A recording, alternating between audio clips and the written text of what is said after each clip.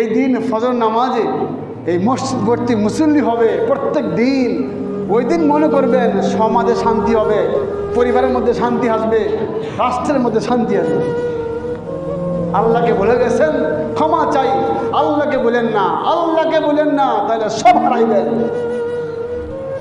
একটা কথা আছে মুরব্বীদের, তুমি দুনিয়াতে সব পাইছ, সব অর্জন করছ, তুমি আল্লাহকে পাও নাই, তুমি কিছুই পাও না। যে সব পাইছে আল্লাহকে পায় নাই, সে কিছুই পায় নাই। যে আল্লাহকে পাইছে কিছুই পায় নাই, সে সব পায়া গেছে। সামান্য একটা গল্প বলি আপনাদের বোঝানোর জন্য। রাজা বিয়ে করছে 5টা, বলেন কয়টা? 5টা। রাজা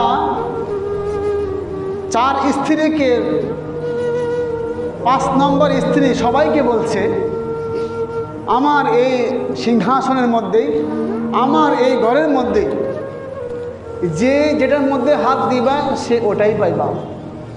স্বর্ণ আছে, রূপা আছে, হীরার খনি আছে, টাকার খনি আছে, যা পাবা। রাজা ঘোষণা দিছে কি? বলে আমার এই সিংহাসনের মধ্যে, আমার এই বাড়ির মধ্যে যেই আমার 5টা স্ত্রী আছো, তোমরা যেটা ধরবা সেই ওটার মালিক। তো স্ত্রী, কোনো স্ত্রী ধরছে স্বর্ণ, কথা শুনি ভাই, কথা শুনি ভাই, তাহলে বুঝতেন না, কথা শুনি ভাই, বুঝতেন না।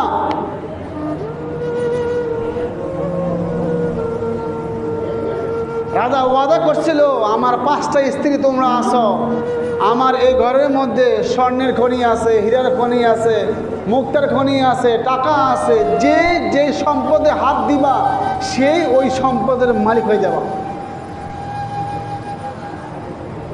তো রাজার ঘোষণা অনুযায়ী কেউ স্বর্ণে হাত দিস, কেউ রূপায় হাত দিস, কেউ টাকার খনির মধ্যে হাত দিস, কেউ হীরার খনির মধ্যে হাত দিস।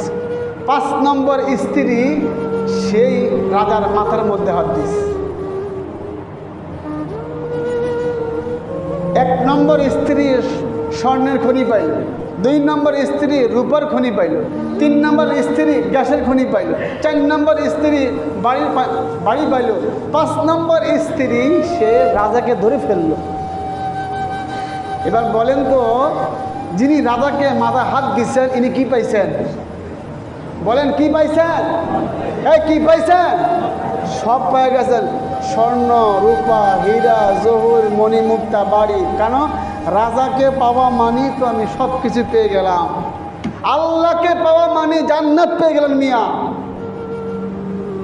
আল্লাহকে পাইলেন মানি কবরে পরীক্ষা উত্তীর্ণ, ফুলসিরাতেও উত্তীর্ণ, আখিরাতেও উত্তীর্ণ। আর আল্লাহকে পান নাই, কবরেও ধরা, হাসরেও ধরা, ফুলসিরাতেও ধরা, মিজানেও ধরা, আপনাকে জাহান্নামে পৌঁছায় দিবে। এবার আমার প্রশ্ন, আপনার উত্তর, আপনি কি ধরবেন? আল্লাহকে দিবেন না ধন সম্পত্তি নিবেন? আখিরাত কামাই করবেন না দুনিয়া কামাই করবেন? সেটা আপনার কাছে।